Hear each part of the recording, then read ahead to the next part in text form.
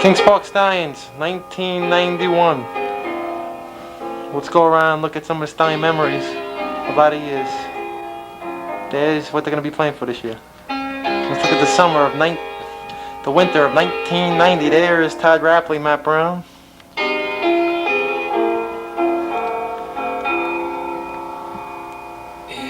Mr. Ray Coyne.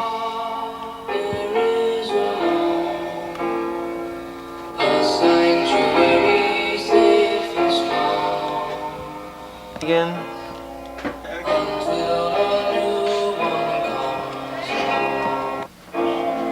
You answer me with no pretense, and still I feel I said too much. Here's that game ball. All the signatures of 1988 Stallions. As another season is about to begin.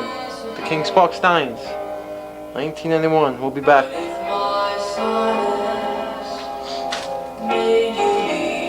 Hello, my name is Ray Coyne. Welcome to the Ray Coyne pregame show. The 1991 Stallion season will begin tomorrow, Sunday, May 19th, 1991. They'll be playing the Comac Spartans. And today I have veteran guest star Todd Rapley from the Kings Park Stallions. We'll have some memories of him back years, but right now we're going to talk to him and see how he feels on this season. We'll be back. Thank you. Here with Ray Coyne and here with veteran first baseman Todd Rapley. Todd, how you doing? All right, how you doing? Okay, now the season is starting tomorrow. What's the feeling going in the locker room? I don't know. It's not. We're going to try to compete, but it's going to be a tougher league. Older guys. We're going to do our best, play heads up ball. I don't know. Feeling in the locker room is doubt. One of doubt, honestly. To be honest, we don't know what we're capable of doing with this older team, but we'll see what happens. Todd, what is your feeling going into it? My feeling is that we're going to have to play hard, aggressive. Because if we don't, we're going to get our heads beaten. Because, like I said before, it's a new league. We don't know anybody. We don't know any of the other teams. I mean, if we don't play hard, we're out. Just like any other league, I suppose. Veteran first baseman from the Kings Park Stallions, Todd Rapley. Todd, at the beginning of the year, that you were going to the outfield. Well, what about those rumors?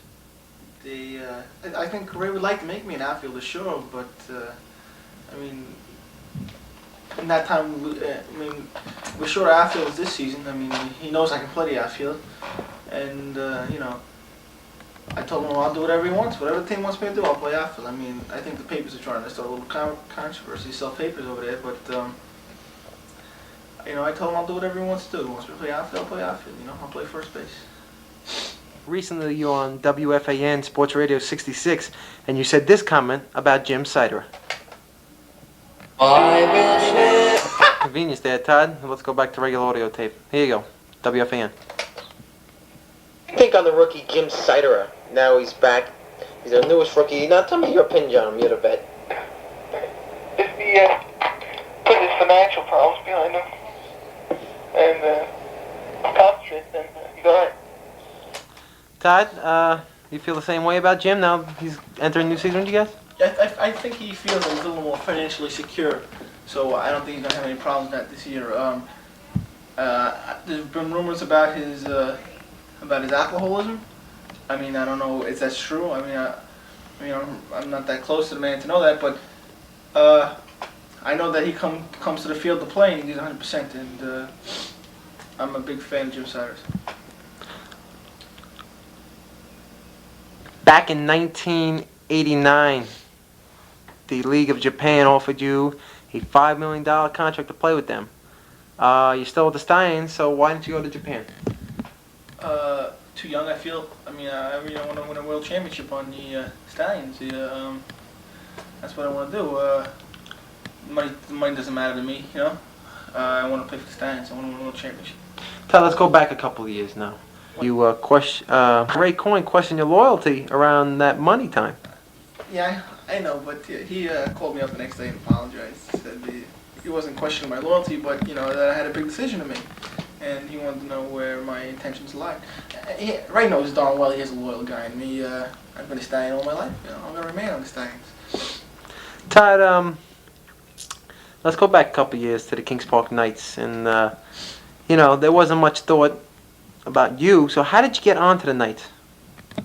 Well, I owe a lot to then assistant manager Ray Coyne. He, I guess he saw some talent in me and signed me. I mean, not a lot of other scouts.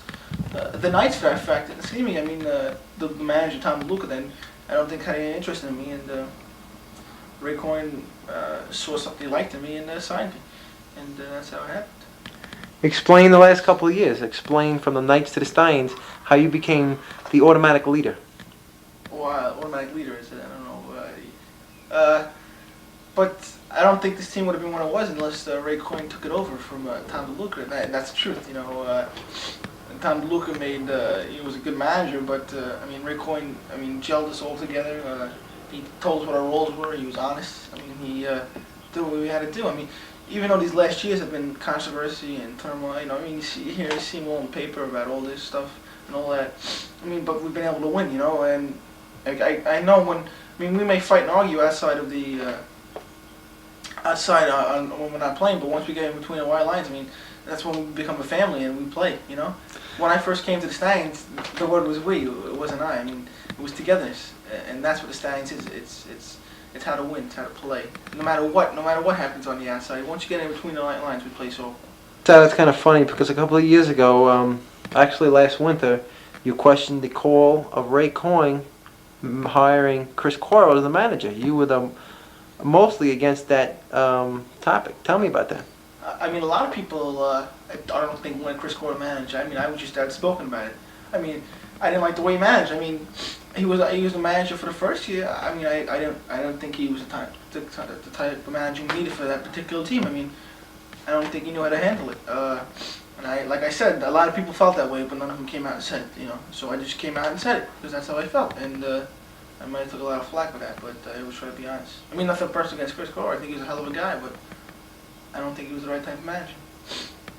Todd, right before the season started, in fact, the first practice, we were talking to Ray Coyne, and he said that you screwed up your ankle. How is that doing, and tell me what happened. I was just playing basketball, my workout for softball season is to play a lot of basketball for my legs, and I came down on my ankle. I hurt it, pulled some tendons, but that was, it's feeling pretty good now, and I'll be ready tomorrow, definitely, to play, and, that's it. Now, Todd, what do you feel on the two new rookies, George Leostaukis and John Raimondi? They look pretty good to me, They can hit, they can run, they can field. Both of them are excellent fielders, and both of them can have a little pop in their bat. But we'll see how they do in game time. Like I said, they look very good, but that's different. Practice is different from the game, so you got to wait and see.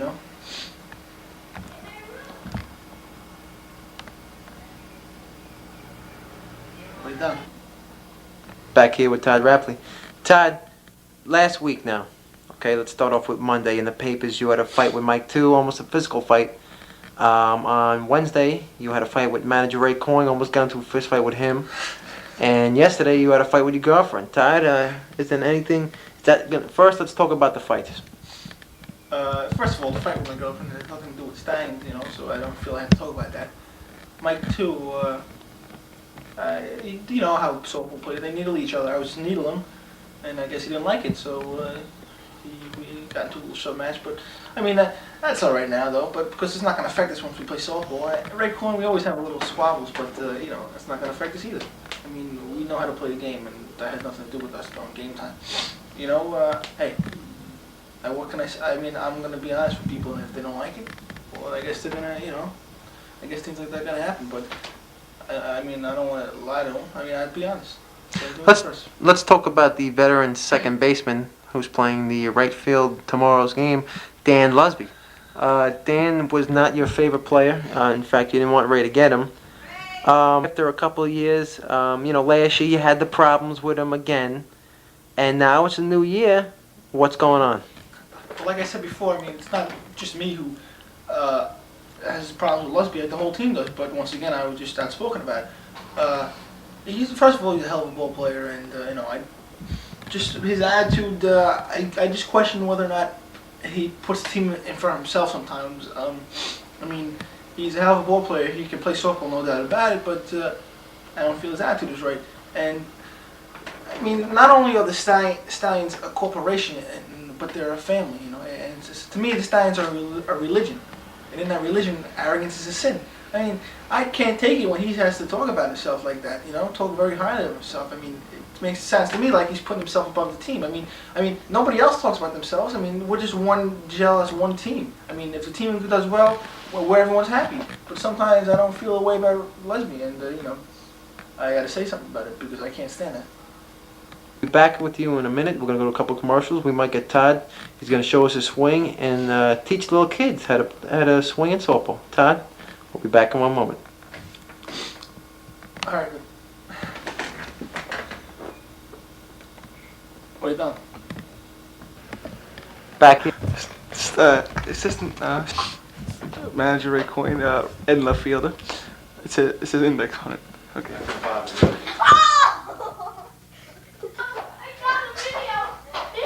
If you get scared, just hug Kelly, okay? No, it's not his James. He was sucked into the TV. Tess! Look, James, look, he's on TV! Look! You're on TV, James! Look, James! Look! It could be. You see? Oh, James. playing baby man. Say hi, James. What's your